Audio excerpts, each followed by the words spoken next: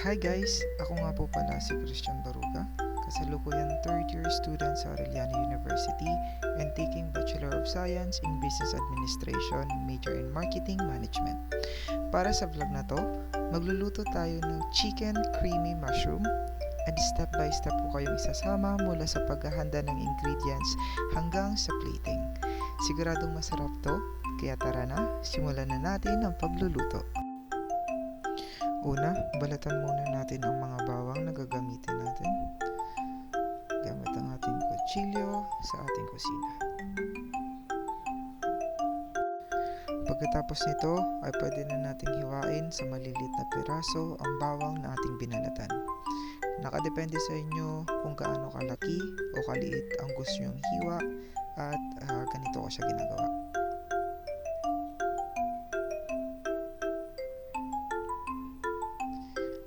Sunod na din nating balatan ang sibuyas at i-chop na din natin sa sukat na gusto natin. Siyempre, sunod na din natin yung lemon. Ngayon, nagpapainit na ako ng kawali at nilagyan na din ng mantika.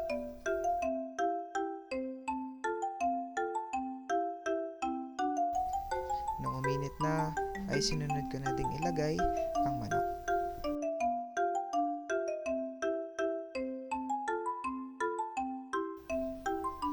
Hiniwa-hiwalay ko ang manok pagkalagay sa kawali at hinayan itong uminit ng ilang segundo. Nung uminit na, ay sinimulan ko nitong haluin upang hindi ito masunog at maayos ang pagkaluto dito.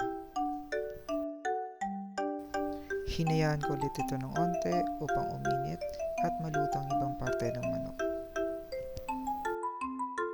Nung medyo naluto ng manok, ay mas madalas ko itong hinahalo upang lahat ay maluto ng maayos.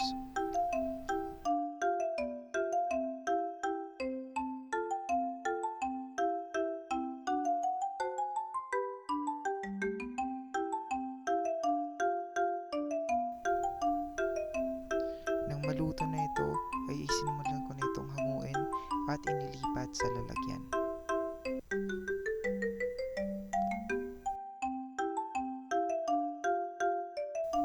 Pagkatapos ay gagawa na ako ng creamy mushroom sauce. Naglagay lang ako ng konting mantika at inilagay ko na din ng bawang na hiniwa natin kanina.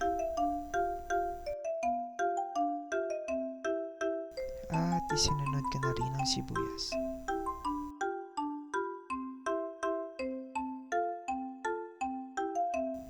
Pagkatapos ay nilagay ko na din ang cream at inihalo ito ng maayos.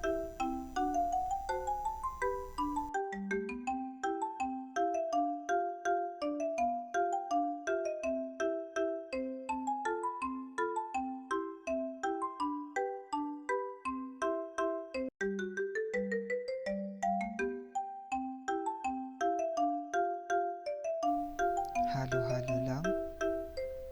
At maya-maya pa ay inilagay ko na din ng chicken cubes pampadagdag lasa sa ating sauce.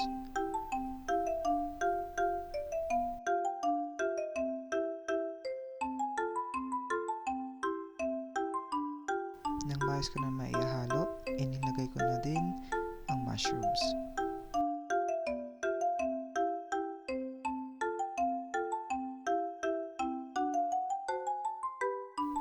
Pagkatapos ay piniga ko na din yung lemon na hiniwa natin kanina.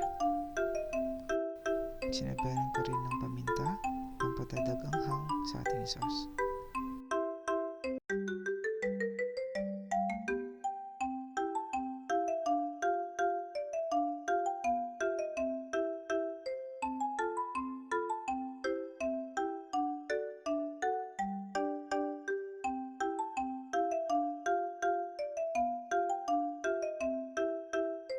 Nang kumulo na ay nilagay ko na rin ang manok na iniluto natin kanina at inihalo ito ng maayos.